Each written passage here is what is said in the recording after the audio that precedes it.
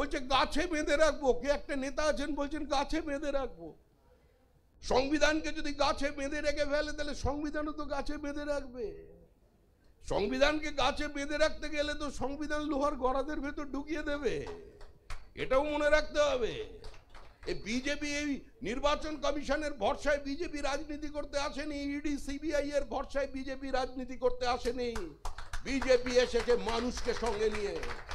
2014 সালে নরেন্দ্র মোদী বলেছিলেন আমাকে সুযোগ দিন, আমি ভারতবর্ষের চেহারার পরিবর্তন করব, রাজনীতির পরিভাষা বদলে দেব, আমি চৌকিদারিত্ব করব।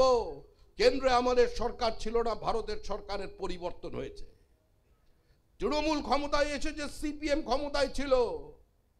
ইডি সিবিআই এর জন্য আসেনি, এমনি চলে এসেছে, মানুষ সিপিআইএম কে সরিয়ে দিয়েছে। আমরাও ইডি সিবিআই ওই নির্বাচন কমিশন কবেকার এসআইআর করবে ও নিয়ে বিজেপি বসে নেই, বাংলার মানুষ বসে নেই। বাংলার মানুষ মুক্তি চায়, বাংলার মানুষ তৃণমূলের বিসর্জন চায়। তাই 2026-এর নির্বাচন তৃণমূলের বিসর্জন, কেউ বাঁচাতে পারবে না।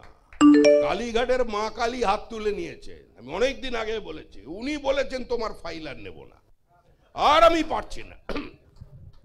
আরে এতদিন পর্যন্ত মানুষকে চ্যালেঞ্জ করতে জগন্নাথ দেবকে চ্যালেঞ্জ করে দিয়েছে। পুরীতে গিয়ে জগন্নাথকে বলছে চলো, জগন্নাথ বলছেন আমি কোথায় যাব।